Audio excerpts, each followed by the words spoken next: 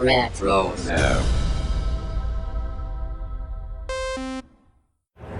Hi, this is Emily Swallow, the Armorer in The Mandalorian. You're listening to Dennis and Jay on Podcast Stardust.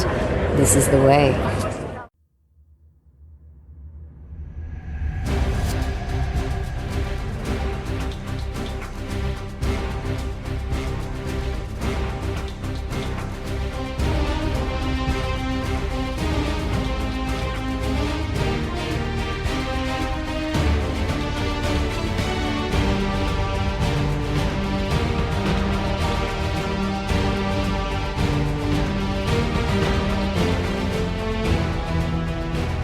Hello, and welcome to Podcast Stardust. This is the fully armed and operational podcast dedicated to Star Wars news, reviews, and discussion. I'm Dennis Keithley. And I'm Jay Krebs. And no April Fools, it's time to dive back into the Darth Bane book club. So we're going to be discussing chapter 7 through 9 here in just a second. But before we get into that, Jay, you want to go ahead and give everyone a reminder of what our social media contacts are? Yeah, I can't believe it's April already, but we are on Facebook and Instagram conveniently at Podcast Stardust. All right, the dish is aligned, the signal's boosted to maximum output, the shield is down, and we are now broadcasting to the galaxy. So, as I was saying just a moment ago, we're on installment 3 of the Darth Bane book club. We're covering Path of Destruction this year, and we've done episodes 1 through 3 in the first installment and 4 through 6 in our second. And we're going to be covering chapters 7 through 9 this evening. So with that, Jay, why don't you go ahead and get us started with the summary? All right. So these chapters follow Bane, formerly known as Darth, as he faces a deadly encounter with Sith forces, confronts his own fears, and discovers a mysterious power within himself. From battlefield triumphs to the fateful journey to Korriban, readers witness the moment Bane embraces his destiny, takes his iconic name, and begins training under the watchful eyes of the Sith Masters. These chapters explore the allure of the dark side, the structure of Sith training, and the seductive pull of power and recognition. Along the way, there exists the philosophical underpinnings of the Sith Code, the temptations of belonging, and the early signs of Bane's unmatched mastery of the dark side. These chapters are full of intrigue, action, and insight into what it truly takes to rise among the Sith. Indeed. So yeah, we got a lot to discuss tonight, and there's 3 really good chapters to go through here. So where are we starting, Jay? All right, well, let's just start with chapter 7. So one of the big things that come out of chapter 7 is kind of like poetry, it rhymes, where Des says to take what makes you weak and turn into something that makes you strong. So transforming fear into anger and hate. And in the very first case of chapter 7, where they're on Fasira and he's having to face down the troops after his decision to basically not follow the orders that he was given by Ulabor and go forward with his own plans, he is now forming hatred of the Republic and the Jedi. So at this point in chapter 7, we're picking that up to, where they are put into this situation with the Gloomwalkers. And he is now kind of realizing that, oh no, this could be maybe a little bit of a bad call, but it's too late to call off the mission. So he's making some really split second decisions here when it comes to how he's going to handle this. And they've got a couple things that are making things a little bit more difficult for him. One of these is this interesting technology called iBoxes, and all I could think of was like iPhones. This is like the early. Was this put out by Apple or what is this? But these are things that jam all transmissions, which for working with against the other forces, it could be a good thing, but unfortunately, it also jams transmissions between members of the Gloomwalkers. So Des is kind of put into this position where he's, like I said, trying to make these split-second decisions, and the only person that he is with at the time is one of his officers, Lucia, and they are trying to assess the situation and deciding how they're going to attack this outpost. So let's break it down and talk a little bit about what Des is experiencing at this point in time as far as his his doubt in the call that he made and how he goes forward with taking care of the situation, if you will. So, so where do you want to pick that up?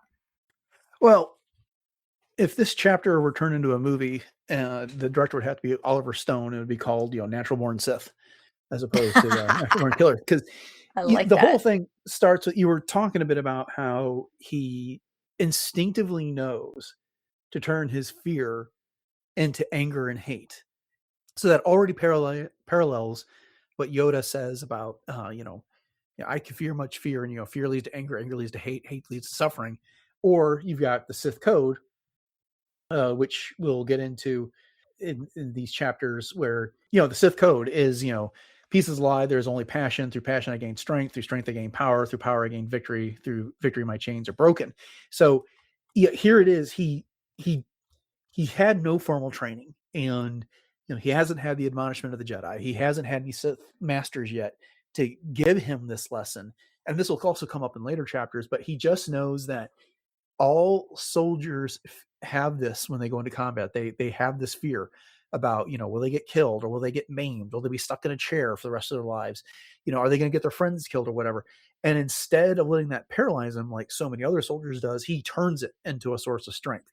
So again, he's very much a Sith without even knowing it, without even knowing that everything he does is this manifestation of the Force. He calls on it on instinct. And this is something that also get touched upon in later chapters. Well, in the next two chapters that we're going to be discussing this evening.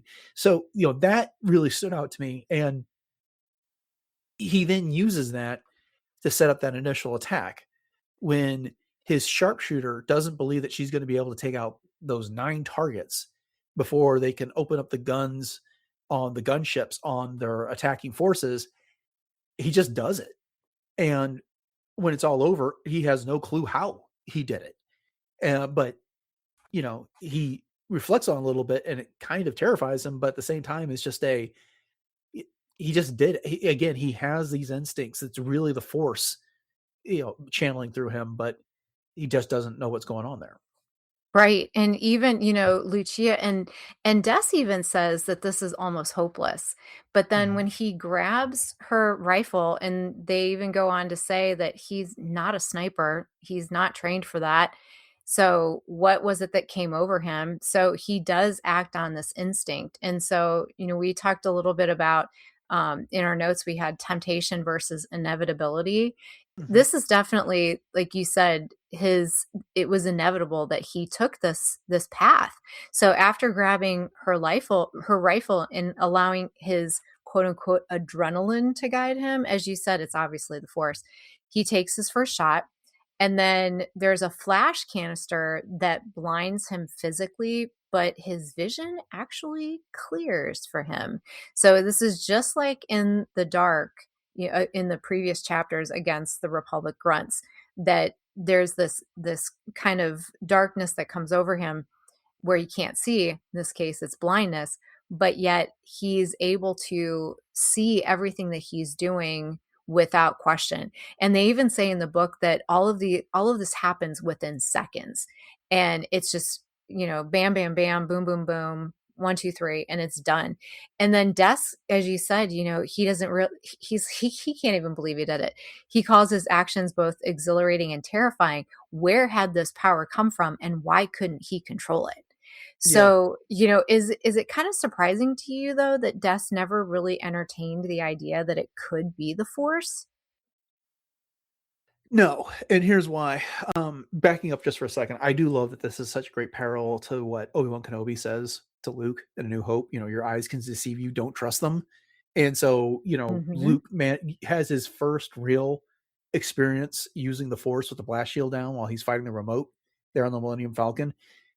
Des has had other experiences with the Force, but again, he's essentially blinded, but his eyes could deceive him, and he just trusted his instinct and was able to pull off that maneuver. So that aside, out of the way. But he doesn't like the Jedi. He doesn't like the Republic. And he doesn't, I think the Force is something he associates more with the Jedi than the Sith at this point. And so, he calls it a mysterious Force. He doesn't know where it comes from. He's thought of these instincts before, but he just calls it a mysterious power in this case. Which, yeah, that's something. I don't want to say Des is humble, but he's not at this moment as ego driven as the Sith Masters are. He's very pragmatic, and we'll see over the course of these chapters that he relies on strength. He believes in strength, I should say. He believes in the belief of self. He takes that lesson from Groshek to heart about looking out for himself because no one else is going to be able to save him here. And so he very much counts on his instincts without even realizing it's the forces driving them. Right, right. And I thought that too, that a lot of it is just due to his lack of exposure to what truly the Force is. And you Mm-hmm. had alluded to that, where he kind of always had associated the Force with the Jedi, not necessarily the Sith. And yes, he did, but not in the same way. And I think it's interesting how you said he can be sort of humble. And I think that that's not too far off the mark, quite honestly, because even though we know that he elevates himself due to power and then he eventually realizes that he can't count on other people, he still kind of wants that camaraderie. And he's even really bummed out that he lost anyone at all in Right. this victory, quote unquote. So he was able to keep the Gloomwalkers casualties under double digits. He only quote unquote lost 9 to the 43 Republic that had died, but he still felt like he failed his people somehow. So there is kind of this kernel of humility in a way that's there, which I think is kind of interesting as his character develops, and where does that go kind of Yeah. thing. But his beginnings are kind of humble in that way, quite honestly. Yeah. And I also think, I think you said something very important, which is he doesn't really know what the Force is. He just knows the Jedi use it, and he thinks of the Jedi as warriors. And so I think for him, the Force would be something that would be much more tangible in a fight. Like it would give somebody that ability to be stronger, or that he's not thinking of it as someone that would get as something that would give him insight, as something that would be allowing him to enhance those instincts. It'd be much more of a, like, if it's going to help me swing the lightsaber better type of a thing, Mhm. not allow him to do things he didn't even know he was capable of. Right, right. Yeah, so at this point then, Des, once he gets back to camp, Ulabor is there to greet him, and he is the pleasant officer as always, and he has Des arrested and, talks about that he's gonna be court-martialed, and of course, his people are gonna stand with Ulabor instead of him, because he's just filth and all these things. So they take Des away and they shackle him, they throw him into a pit, and he's left there, to kind of think about his actions, if you will. So Des is wondering, what's going to happen to me? Am I going to be court-martialed? How long am I going to be here? It's very degrading where he is in this hole, and even some of his physical needs have not been met, and so it kind of goes into that just a little bit, and then he goes on to say too, I thought it was kind of interesting, that the Sith didn't keep prisoners for long.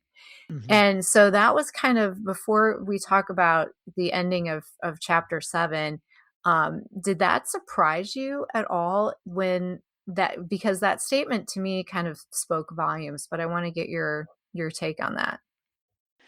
Well, honestly, I don't think I considered it too much, but now that you've brought it up, I guess not, because if we're looking at a very basic level, the Sith and the Jedi are opposites. I mean, they may be two sides of the same coin, if you want to be generous, but the Jedi would, of course, be good to their prisoners. The Sith don't have any need of prisoners, and if the only reason they're going to keep a prisoner is if the prisoner is going to be useful to them in that regard.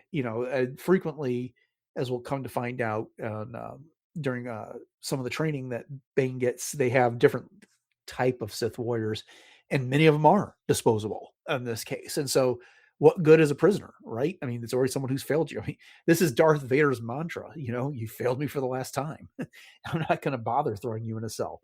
So I guess maybe not in that regard. Mhm. Mhm. No, and I agree with you, and that was kind of where I was going with that in my own mind too, was that they don't keep prisoners for long because either A, they dispose of them because they don't wanna have to deal with them. Why question them? Why even waste your time and resources on them? Or B, they're going to do maybe what they ended up doing with Des, which is, at the very end of this chapter, there is an imposing figure that is appeared above him and says, I will deal with this one on Korriban. And Mm-hmm. so we end the chapter with Des being taken off world by a Sith master, as we find out. So is there Yeah. anything else in chapter 7 that you want to point out before we move on? Just a literary thing that happens here, which is, Carpathian doesn't let us see Uliborg at his comeuppance here. The Des, I mean, he's still Des at this point. He's not become Bane. And when he leaves, he's cautioned his men and women, the soldiers that were under his command, they keep reaching for the guns, despite the fact that Ulibor's got, some security people there that have already got their guns drawn. They did, everyone trying to stand up for Des would get shot down.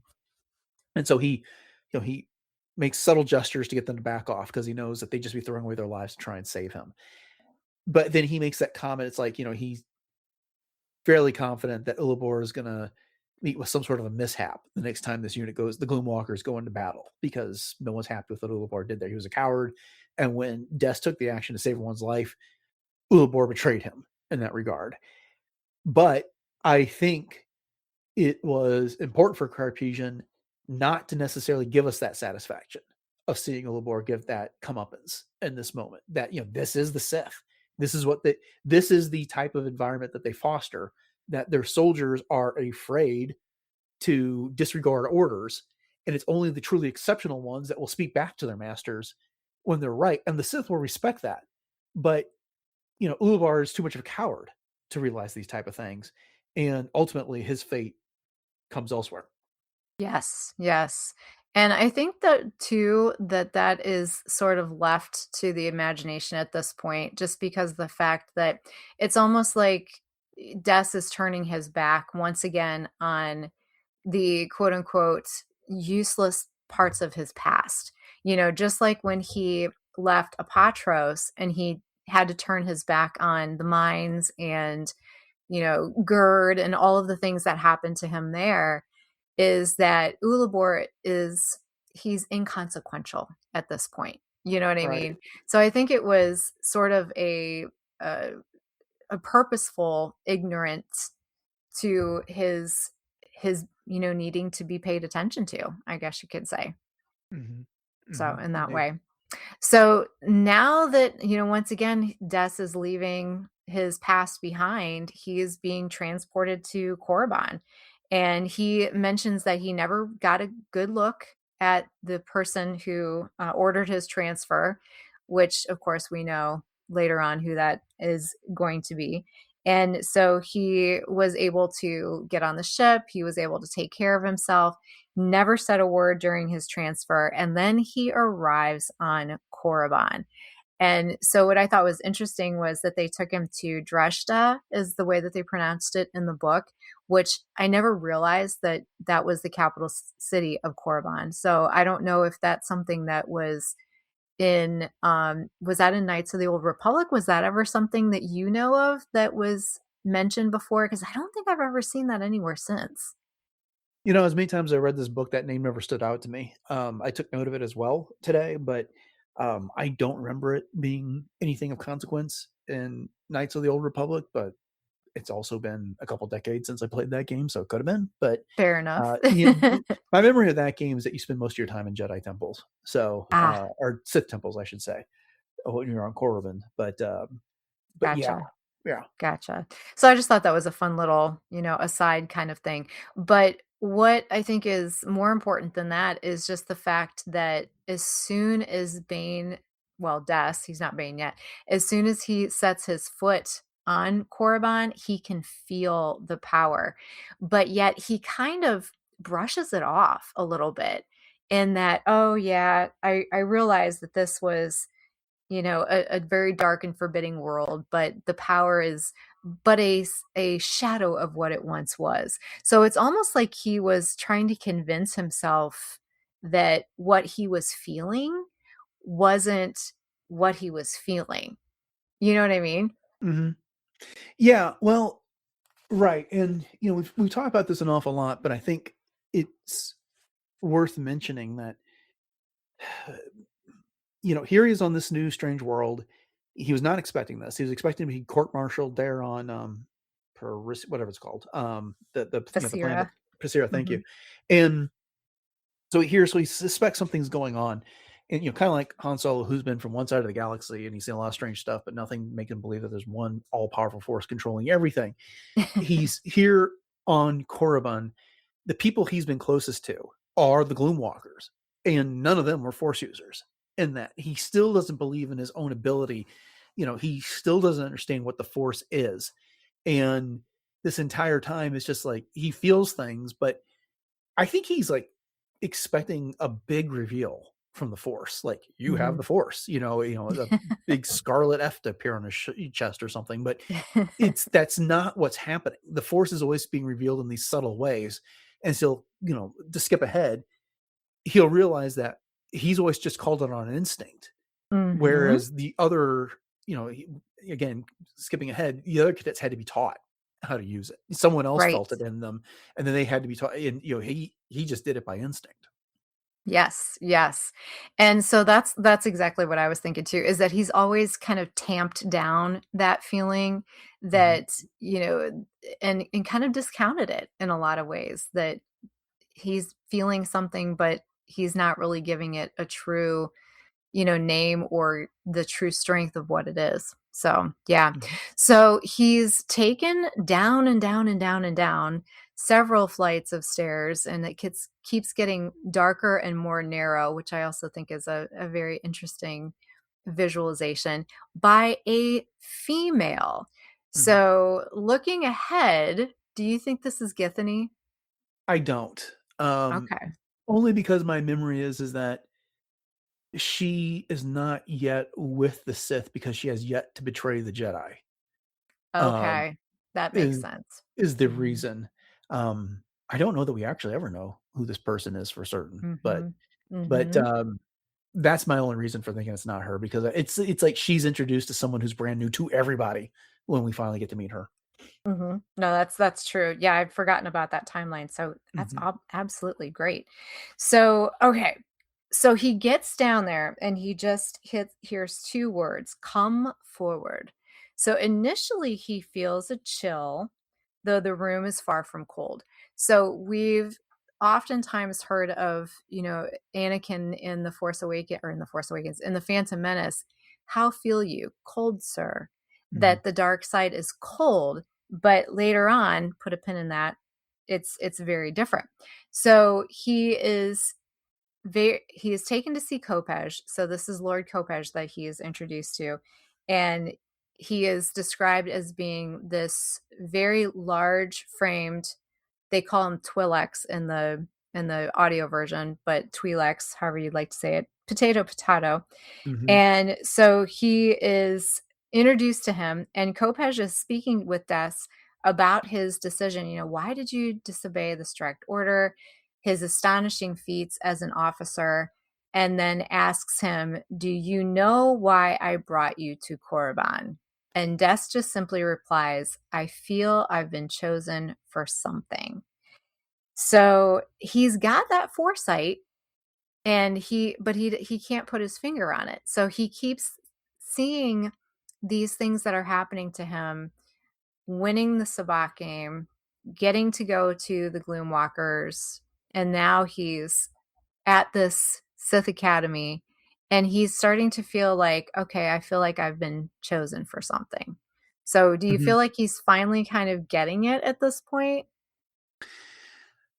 A little bit, but here's this might come off as a criticism, but here's the thing. It's like, well, what else is he supposed to think? Because he disobeyed a direct order from Ulabar, a lieutenant in the Sith army. It's not like a Sith Lord gave him that direct order and he disobeyed that back on Parisa. For Fasira, I have such a problem with that name, but he disobeyed a lieutenant, but he was ultimately successful. Their takedown of that outpost is what allowed the Sith attack on the Republic base to be successful. If he was going to be court-martialed for this, there was no reason to take him off planet. His experience tells him that these things don't take long, don't last long. As we were just discussing, the Sith don't have much use for prisoners. He would have been killed right there. Mhm. And so for them to bother to bring him to Korriban, to this ancient world, something more has to be at play. So I think, yes, there might be a little bit of the Force that's speaking to him this moment, like, hey, pay attention, mind what you're saying here. This is important.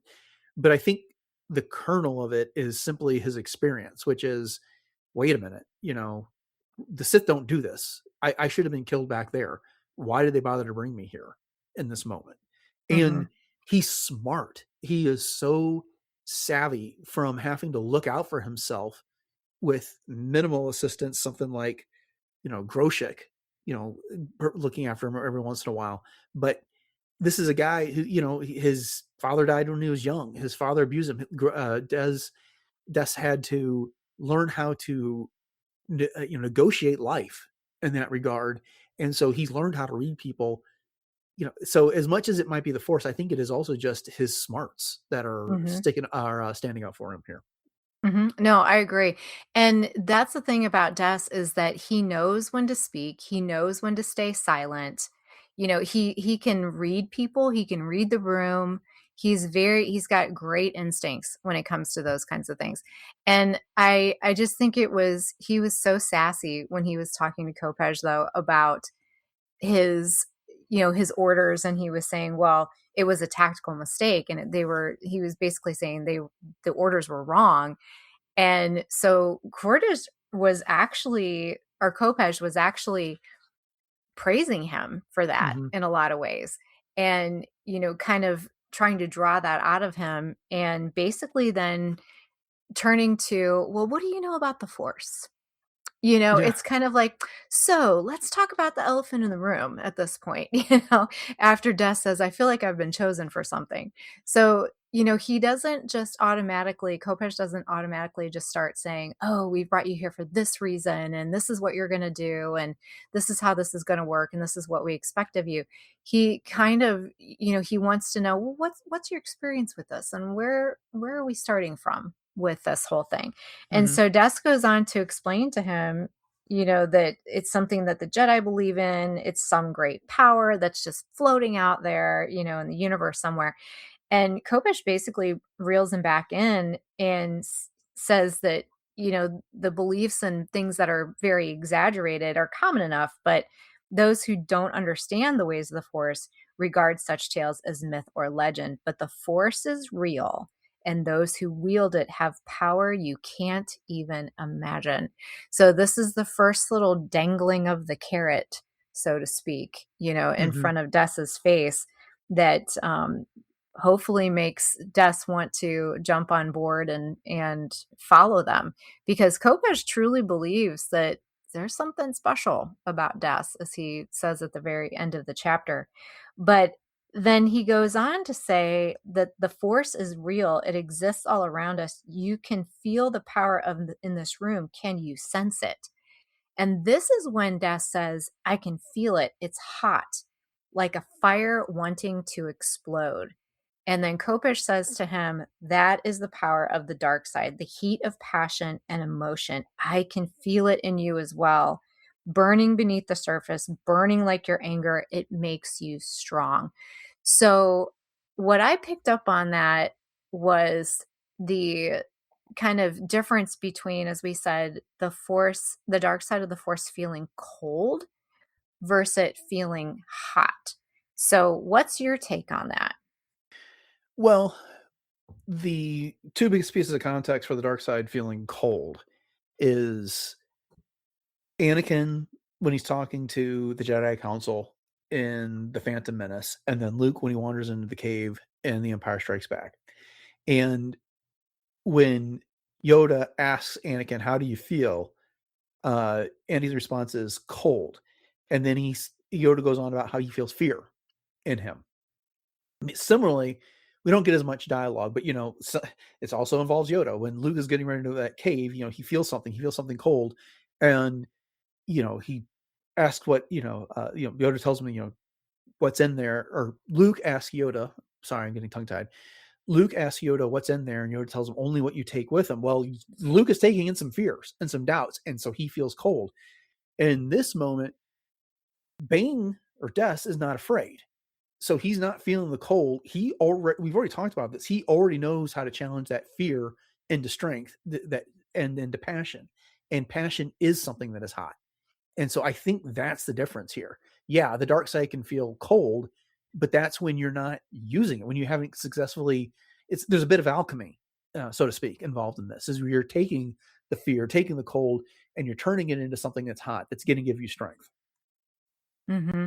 So do you think that those who are more leaning towards the light side of the force feel the dark side as cold, whereas those who embrace the dark side feel it as hot? That's a possibility. In other places, those are on the light side that feel the dark side. It's like an ugliness. It's a foulness that they typically feel. In this case, I've just essentially analogized that. I think the dark side is many things, but it is all of those emotions. It is the fear. It is the hatred. It is the anger, and so it can feel different ways. Whereas when people are talking about the light side, if they're describing it as feeling as temperature dolls, it's like warmth, right? They're not talking about it as being hot. They're not talking about it as Hmm. being cool. They're usually talking to some sort of embracing type of a warmth in comparison. Hmm. Hmm. Yeah, I'm just fascinated by that because I think the way that it's interpreted by different people, and even Luke asks Yoda that, is the dark side more powerful? Mhm. And Yoda says, it's more seductive and the Quicker. path Yeah. is quicker. Yeah, it's Mhm. easier kind of thing. So, yeah, so I just wanted to get your take on that because I just thought that was interesting how the hot versus cold and the way that it's felt. All right, so moving on then. So Kopej now tells Bane that there's such great potential in him and that if he stays there on Korriban, that they could teach him to unleash it. Mhm. And so he says, you are no longer going to be a trooper on the front lines. You have to leave. You won't be going back to your gloom walkers. And Des at this point is like, oh, okay. He's contemplating leaving his friends because, and I put friends kind of in, air quotes kind of thing here as we're talking because he did have camaraderie with them. And he talked many times about how proud he was to be their leader. And again, just kind of going back to what we just said about him feeling bad that he had lost so many in the battle in Fasira, even though he kept the numbers relatively low, considerably speaking.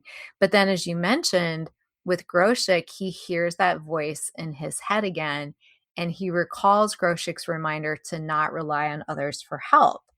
So, he's saying, okay, I've given everything to this unit, but they can't do anything for me now. Right. Even if I go back, there's nothing they can do for me now. So, what really do I have left? So he says, I am honored, Lord Kopej. I will accept your offer. So Mhm. at this point, Kopej says to him, okay, well, many of our uh, students decide to leave their old selves behind and they choose to be reborn and they choose a new name. And so he asks Des, he said, do you wish to choose a new name for yourself? Do you wish to be reborn? And Des thinks about it and he decides that he would take what had once made him weak and use it to make himself strong, which is exactly what he said in chapter 7. And he chooses the name Bane. Mhm. and the whole history of the Sith becomes different. Yeah, indeed. A very, very fateful choice indeed. So, that part, it always gives me chills when we get to this part of the book, because it truly is a rebirth, and it truly is kind of an awakening for Des, and a transformation in leaving behind who he was and embracing who he is. But yet he uses the name that his father always gave him, the bane of my existence, to fuel his passion and to fuel his fury, which I think is such an interesting thing for him. But one of the things that hit me in this is that the Sith Masters don't choose new names. And I don't know why that hit me this time reading this book, and it never really has before, but I've thought about that in the past, where the Sith, and this is something that obviously has gone on since then, because we have Darth Sidious and Darth Tyrannus and Darth Vader. They all changed their names, but these particular Sith lords do not in this particular situation. So why do you think that is? Well, I mean, part of it is Githany, who we alluded to, and for our readers who haven't gotten that far, she's a Jedi. She doesn't pick a new name when she gets there either. Right. Yeah. And so, I don't know that it is. I'm not sure it's a requirement, and I also think it is Bane in this situation was not brought. This will be a conversation here that Kopej, and I'm glad you're saying that name before I did, because I'm not listening to the audio version. I've been calling him Kopex, but Kopej, has that conversation with Cordis after Bane leaves about who Bane is, and Kopej and Cordis have kind of like always been true believers to the Sith, whereas having someone like Bane, who is an adult or a young adult at least, come in, how do you get him to identify with the cause? Well, you give him the secret handshake, you give him the fancy uniform, you have him change his name to something, you have him change his identity to this. So maybe that's it, which is he was extended an offer which he accepted, unlike some of their others who are brought in as children who don't really get that choice, and then they're just brought up that way. They don't know any other way. Bane was something else. And so it's the, part of changing his identity is the active changing of his name. Mm-hmm. Yeah, no, I totally agree. And you brought up this meeting between Kopej and Cordis here at the end, and it hit me also that this is very similar to in the Phantom Menace, because Kopej is kind of like the Qui-Gon in this instance. Mm-hmm. And he's defending Bane in that, no, he's not too old to start the training, because Cordis says, oh yeah, most of our recruits are younger. And Kopej even calls him out and says, now you're starting to sound like the Jedi. Yeah. They're going to start taking them as infants at some point. But Kopej, and they do. And they do. Yeah, which is hilarious. But Kopej basically, says the same thing that Qui-Gon said about Anakin is the chosen one, in that he believes that Bane could potentially be the chosen one of the Sith, which they call the Sithari. Mm-hmm. Yeah. So yeah, very, that'll come up quite a bit in the next couple chapters too. Absolutely. And I love how Cordis, caps off this chapter. He says, before he can claim that title, he'll have to survive his training. Mm-hmm. Dun, dun, dun. Yeah. So that brings us to chapter 9. But is there anything else that you wanted to say about chapter 8 before we move on? No, I mean, I like some of the stuff that gets discussed here. There's Kopej is kind of prophetic. He talks about how, there's this war going on in the galaxy, but armies are not going to be the ones that determine it. It's going to come down to the Jedi and the Sith, and whoever wins is going to control the fate of the galaxy for the next 1,000 years. But he guessed it, right? Because, it's not to spoil the end of this book, but we all know Bane is responsible for the rule too. So there's not going to be this entire Brotherhood of Darkness for too much longer. And being a little bit liberal with numbers here, it is in the Phantom Menace where Yoda and Windu are talking, and it's, the Sith have been gone for 1,000 years. We would know of their return. Well, this is what's getting alluded to. That this is a very seminal moment in the history of the galaxy where the Sith are about to disappear for a long time, and the Jedi are going to be left in charge of Mm-hmm. what's going on with the galaxy, and they are going to control the fate of the galaxy for a very long time until they're overthrown by the Sith. Right. Right. Yeah. And there's so much to that.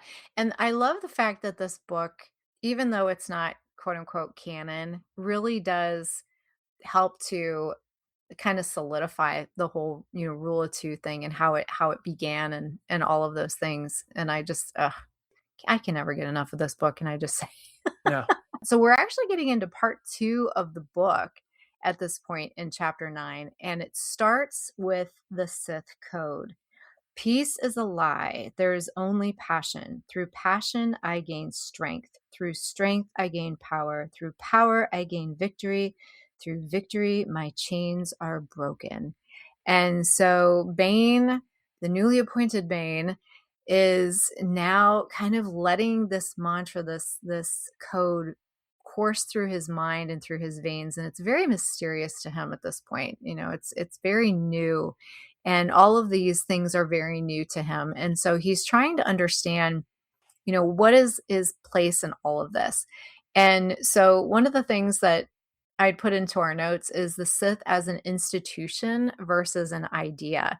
So it's very different, obviously, at this point in the stages of the Sith in the way that they are trained. So there's different levels of training and recruitment. And Kopej explains this to Des. So he says it's in large part separated by promise and ability. So how much promise is there in their recruits and how much ability do they think that they have?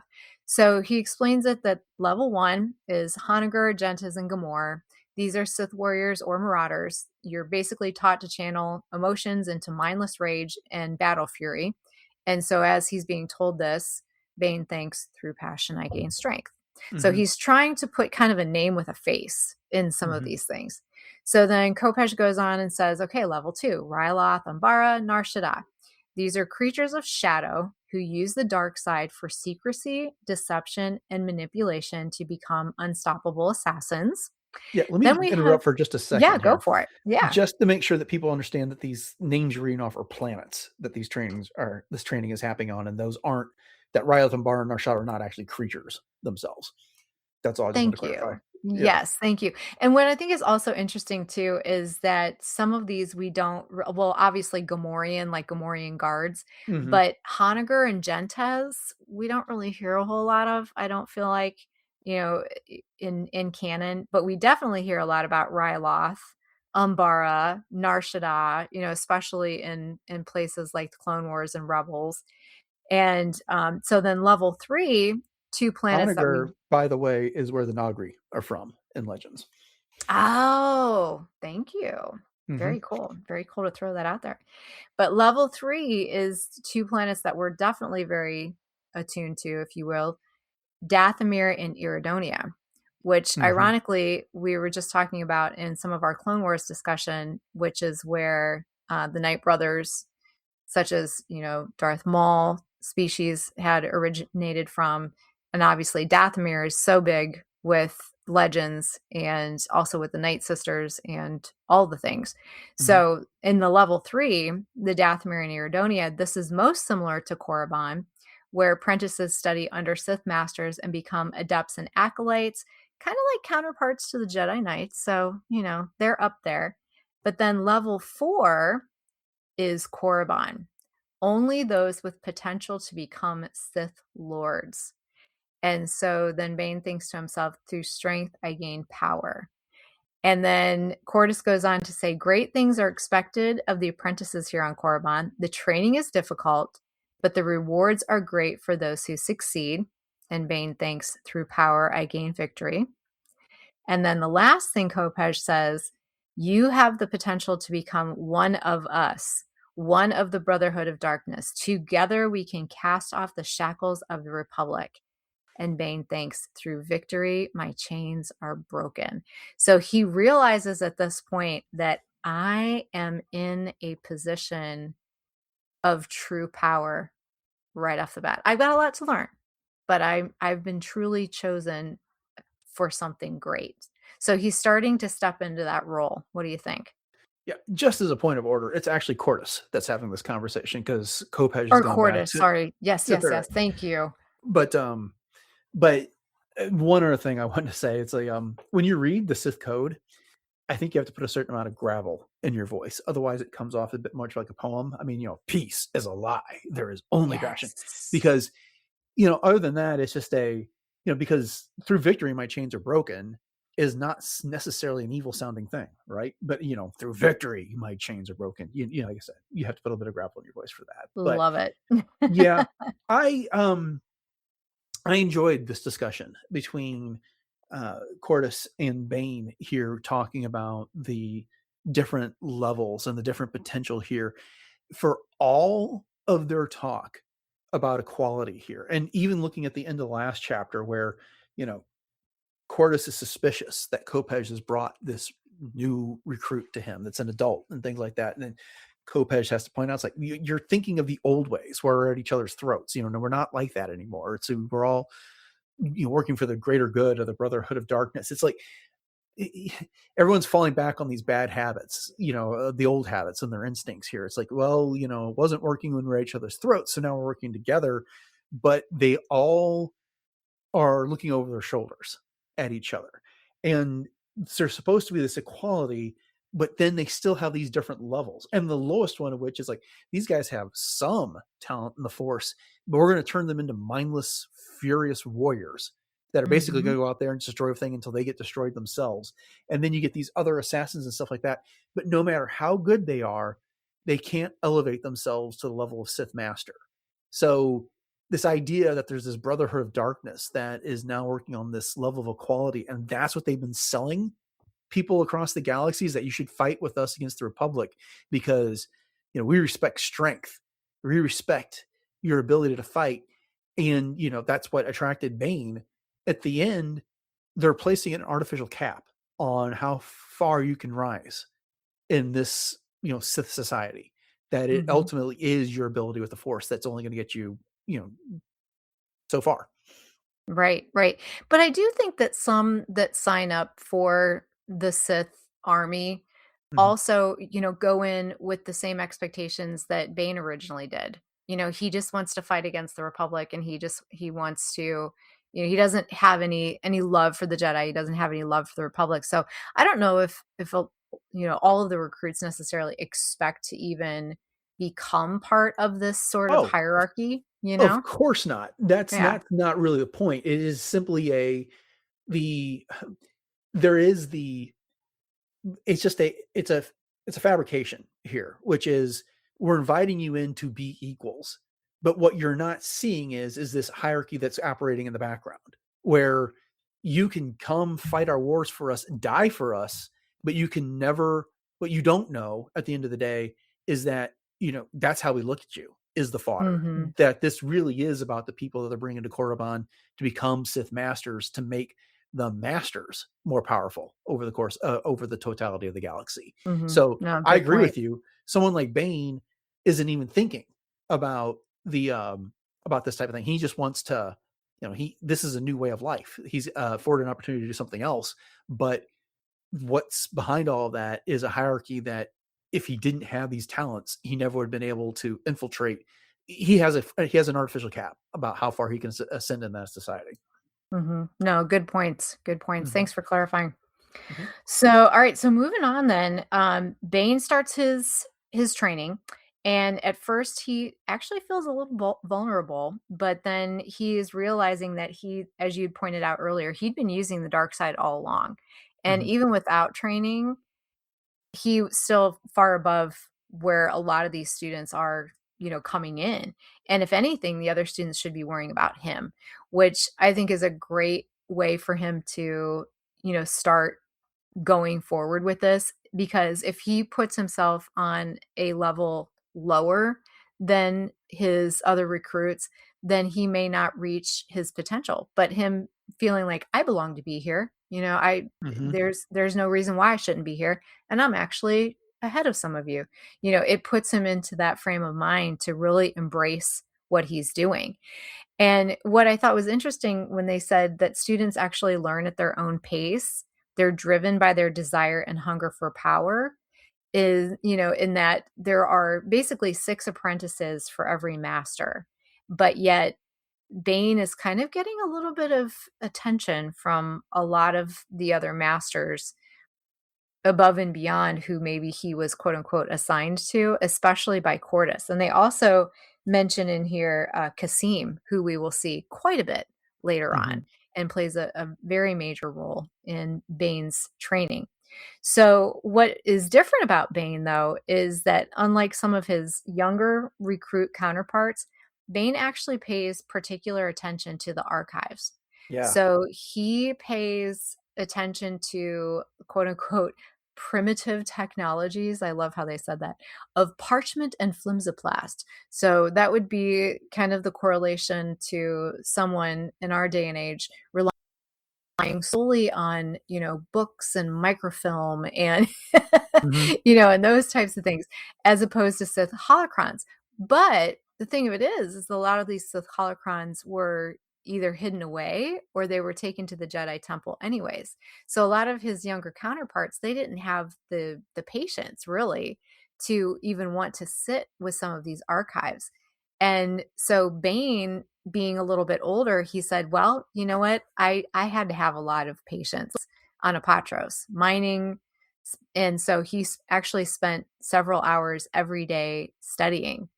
And so this is something that, of course, later on is really going to set him apart in his knowledge and his desire for wanting to do the things that he did. But, one of the things that I wanted to ask you was, did it surprise you at all that given his upbringing on Apatros and being in the mines all the time, I mean, they never really talked about any kind of schooling or training in education whatsoever, that Bane could read and that he could read very well. That's a good point. I mean, he doesn't, it's not like he has blessed with resources. Forgive me this analogy, but he reminds me of Alexander Hamilton in this regard. He's got to fend for himself, so he started reading every treatise on the shelf. I misquote, I'm no Lin-Manuel Miranda, so I'm not even trying. I love that. But he is self-educated to a degree. He was savvy to what was going on with the war. He was aware of current events back on Apatros, right? And so now he's here in these archives and he knows he has not had as much experience as many of his younger counterparts, which were brought into the Sith Order earlier. We're given this training. And like you said a moment ago, the students proceed at their own pace and it's driven by their desire. But unlike the other students who are so eager to get to the finish line that they're taking the shortcuts, he's the one that is looking under the hood, so to speak. He's not the mechanic who can just change your spark plugs. He can change out the valves. He can repair the whole engine is what Bane is looking at. It's, as Sidious will say later, to understand the great mystery, you have to understand all of its components in this case. So yeah, the Sith are at the disadvantage compared to the Jedi because, after Revan from 3,000 years earlier, the Jedi were trying to wipe out all existence and knowledge of the Sith, and they've done a good job of getting rid of a lot of stuff. And the Sith have had their artifacts and teachings scattered across the galaxy, so they are relying on these old teachings that are only available on scrolls and in flimsy past and paper and the like. And it makes them work that much harder. And that's the life that Des, now Bane, grew up in. He had to work out harder than anyone. It's the reverse. He was competing against people that were older than him on Apatros, and now he's competing against those that are younger, but he's learned that patience. He's learned to judge others. He's learned, he's very wise about acquiring skills. And if he can't manifest the force and abilities right now, he can at least learn what's behind it to help enhance that later. Yes, and I think that he also realizes as well, even though, as we said, that they value the power of the individual, that he wants to set himself apart. That yes, he wants to train, he wants to learn everything that he can, that all of the other Sith apprentices are learning, but he also wants to please the masters.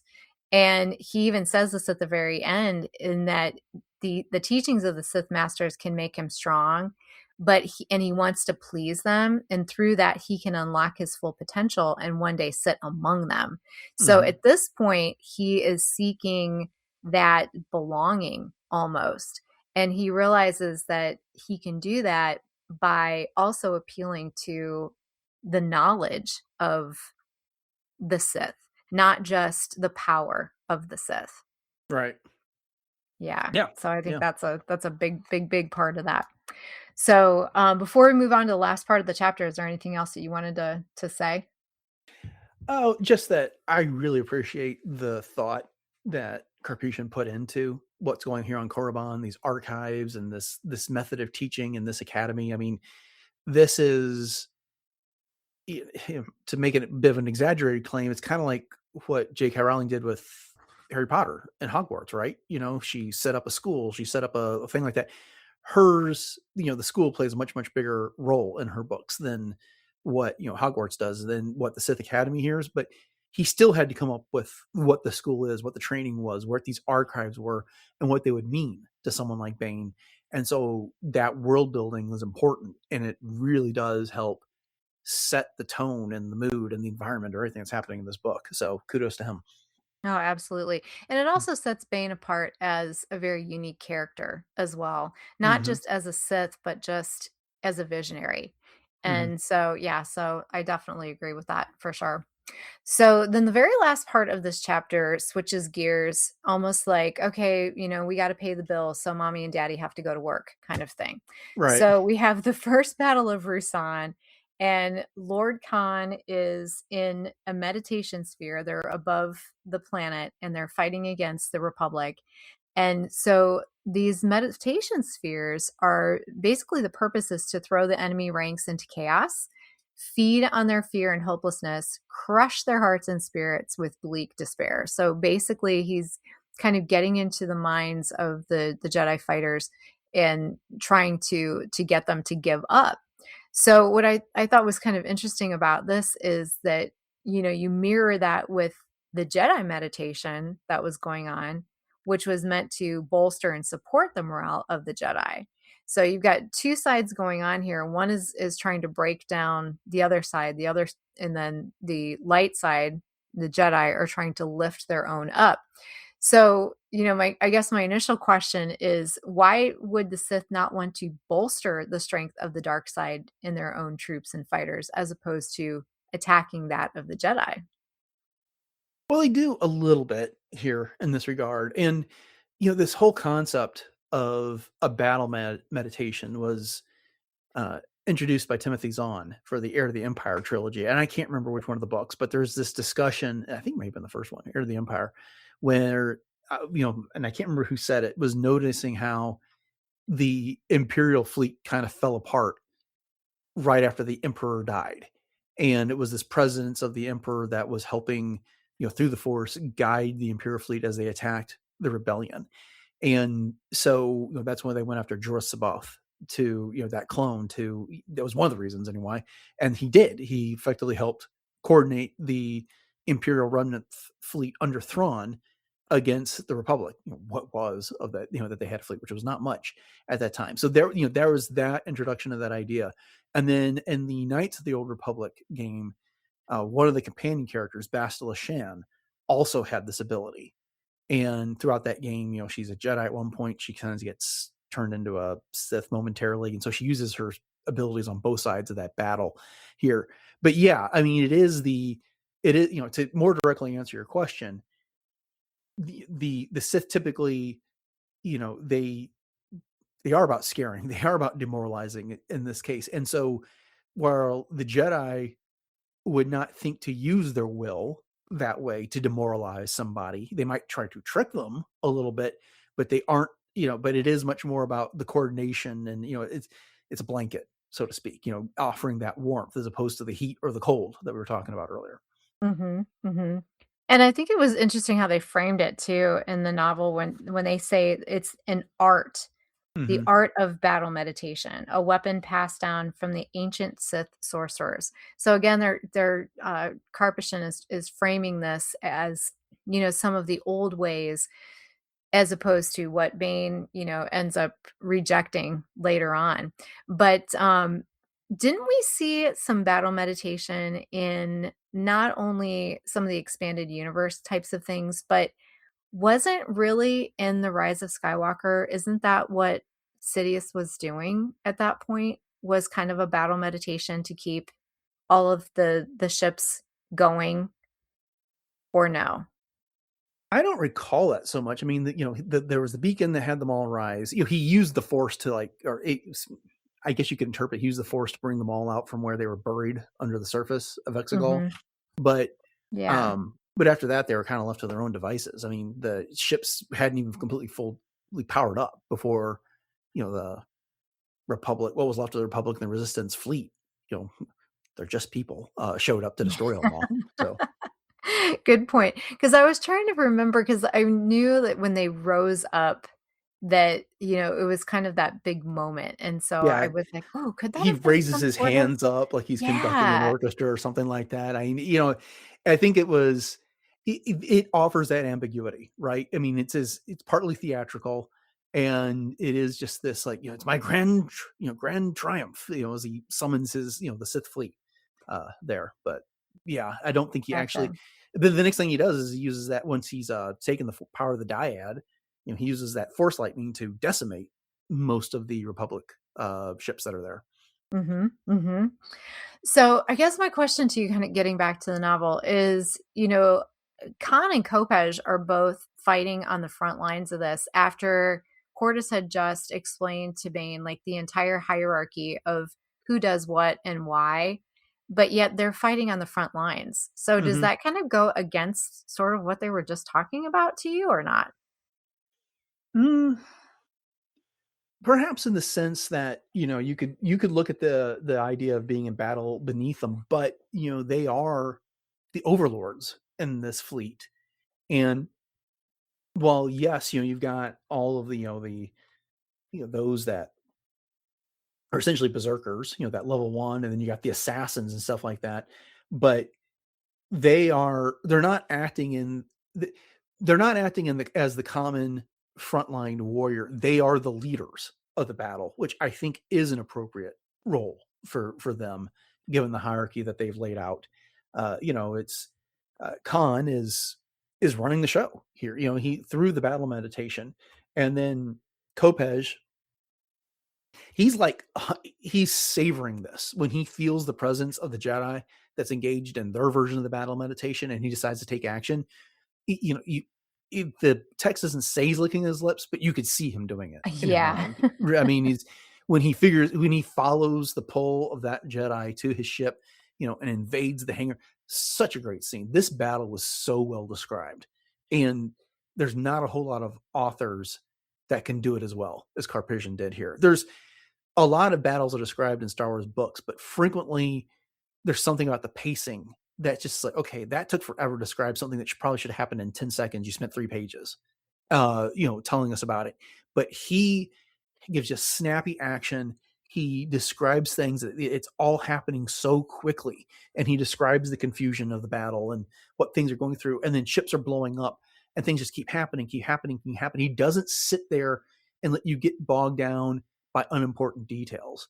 But when Kopej gets aboard that Republic ship and then just wanders into the chamber where that master is, and he has to deal with the Padawans first, this is so easy to envision when it's happening as you're reading it. Oh, I totally agree. And I'm with you, because a lot of times, I'm not going to lie, I get a little like, okay, let's get through this battle so we can get Mm-hmm. back to like what's really going on. And so there is kind of an art to telling space battles very well. And you're right, Karpyshyn does just an amazing job. And you're right. I mean, the moment that Kopej lands in the docking bay of the Republic ship, quick aside, it reminded me of like Obi-Wan and Anakin Yes, and Revenge of the 100%. Sith, because he cuts down like these 2 little Padawans. He's almost like, "Why are you in my way?" Mm-hmm. And then he finds. I think it's important to note that the Jedi Master that he finds is a Saurian, Mm-hmm. which is also the same species as Ki-Adi Mundi. Yep. So, and I wondered if they chose her because she's got extra brain power kind of thing. Mm. But what was, I think, important as well is that this master, like you said, is just nonplussed by him being there and just keeps going on with her own battle meditation to try to make sure that she's bolstering her Jedi troops. And so it's almost like an empty, hollow victory in some ways for Kopej. He just kind of cuts her down and then just says, peace is a lie, like Yeah. whatever. And so, for him, it was kind of like, whatever, I guess that's okay. But the Sith were able to reach their absolute victory in the battle afterwards because the Jedi were so overwhelmed with Lord Khan's, aversion to the light side and battle Right. meditation. So yeah, Right. so they were able to win. Yeah, I thought that statement that Kopej makes, that peace is a lie, says volumes here because even thinking to Revenge of the Sith, where Anakin is talking to Palpatine about the difference between the Jedi and the Sith, and then Anakin says that the Jedi are selfless. Here, the Sith think only of themselves. This is a great illustration of that here, which is this Jedi Master is doing everything she can to down to the last second to support the Republic fleet here, and trying to give them that last chance to the point where she does not defend herself. And then Kopej looks at her like a sucker. She died, and it's ultimately a pointless death because the entire Republic fleet gets routed in this situation, and he picked the path that preserved himself. And so it's, again, there is just a little bit of the hypocrisy behind the Brotherhood of Darkness, which is, as much as they claim to be in it for each other, from a scene like this that if it came down to a Sith Lord to choose the Brotherhood over themselves, they're always going to pick themselves. Whereas the Jedi in this instance picked the fleet, picked others, even though it cost her life. And it didn't save the fleet, but she went down with that belief. Yes, well said. Well said. All right, so before we wrap this up entirely for this month, great discussion. Gosh, so much fun, so much to discuss. Anything else you want to add? No, I just love this book. It's so much fun to get into this. I read these 3 chapters this morning before we recorded, and I think it's funny. I'm just looking at our notes because I wrote notes, you wrote notes, and then I cut and paste yours in to the overall outline. And I was like, wow, we said most of the same things here and what we wanted to talk about here. So it's pretty cool. So that's what happens when you podcast together for more than 6 years. But at any rate, yeah, this is fun. I'm already looking forward to next month's discussion. Oh, me too. So yeah, so we are on, episode over 1000. So it's not surprising that we would mirror each other's thoughts in some ways. That's for sure. So, all right. So let's go ahead and wrap it up then. Thank you all for joining us for this episode of Podcast Stardust and this discussion of Darth Bane, Path of Destruction. So once again, thank you for following along with us. We are having such a great time with this discussion, and we hope you all are too. So make sure you tune in next month for our next installment of the book. And before we go, just want to let you know where you can subscribe to all the shows, and also where you can find some other great shows to listen to. So hit us up over on RetroZap, and you can subscribe to Podcast Stardust over on RetroZap.